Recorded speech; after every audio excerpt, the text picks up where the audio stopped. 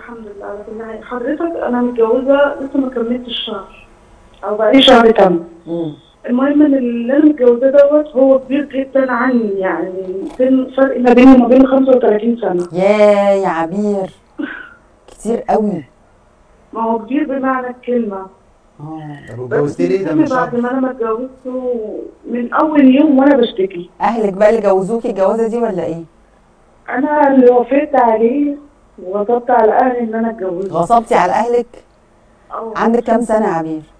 عندي 30. 30. انت يعني اول جوازه؟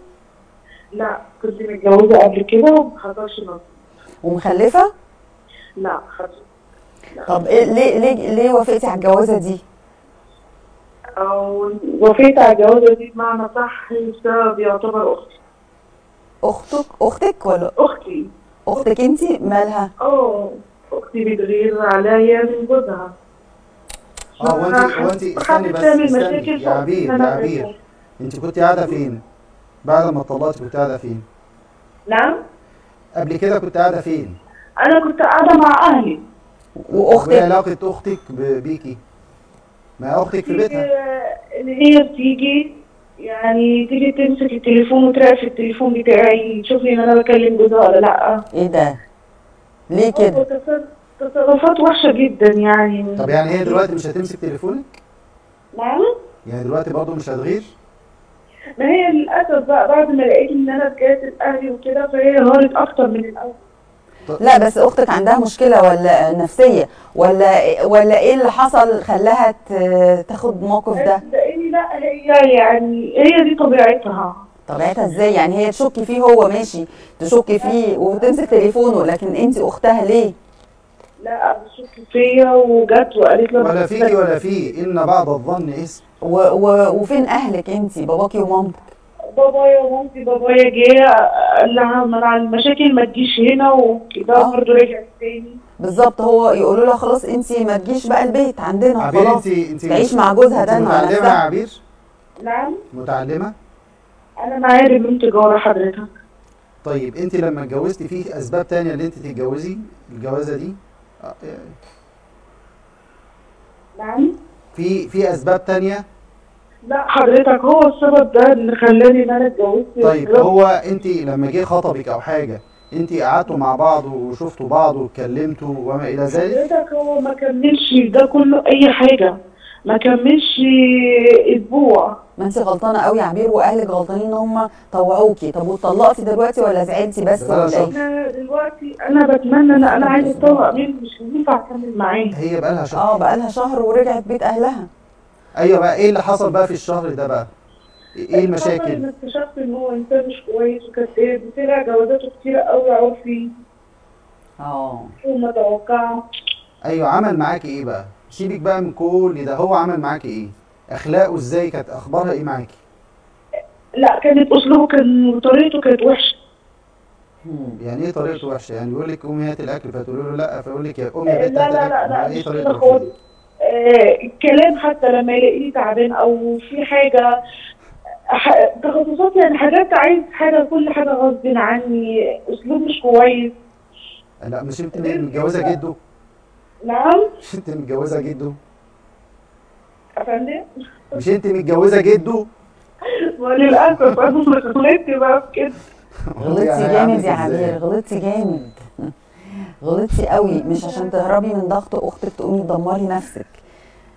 طب دلوقتي انت تطلقي واختك دي لازم ابوكي وامك يعملوا واقفه معاها. استني تطلق ايه؟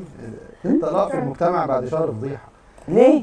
يعني انا بقول لك اهو. لا ده هو كل الناس هيقولوا لها انت نفتي بجلدك، حد اتجوز واحده اكبر منه 35 سنه. ما انا عاوز اسال السبب ليه يا اسمك ايه يا عبير؟ ليه خرجتي من بيتك؟ يعني انت رحتي لاهلك، ايه السبب؟ اتخانقت وضربك زعق لك، حصل حاجه؟ باللي هو من نوع الشكات بطريقه برضه. وانت يعني كل حياتك كده شك؟ عمل ايه؟ شاكك فيه. المشكله ان انا يعني مش عارفه اعمل ايه في حياتي، انا تعبت. لا حول ولا قوه الا بالله. انا تعبت في حياتي مش عارفه اعمل. طبعا هو عنده 65 سنه صح؟ ايوه بالظبط. وانت 30 سنه. هسألك سؤال، بابا عنده كام سنه؟ باباك انت بابا عنده 54. كمان اكبر من باباكي؟ لا حول ولا قوه الا بالله. طب وبابا رايه ايه بقى دلوقتي؟ اصل بابا هيقول له يا عمو. باباكي يعني موافق انك انت تطلقي، ولا باباكي قال لك ايه لما رجعتي البيت؟ هو لما حكيت له ده كله قال لي ما حدش غصبك على حاجه. ما هو انت الغلطانه يا عبير. قال لي ما حدش غصبك على حاجه، بس انا مش عارفه اتطلق منه. مش عارفه تطلقي ليه؟ يعني لو طلبتي طلاق هيقول لك لا؟ جيت وطلبت منه، واخته كلمتني وقلت لها انا مش قادره اكمل معاك ومش عايزه اكمل معاك وعايزه اتطلق منه. جت اخته كل اللي عليها ارجعي البيت ومش هنخليه يكلمك ومش هنخليه يعمل لك حاجه. قلت لها انا مش موافقه ان انا ارجع البيت تاني، انا مش عايزه ارجع البيت تاني.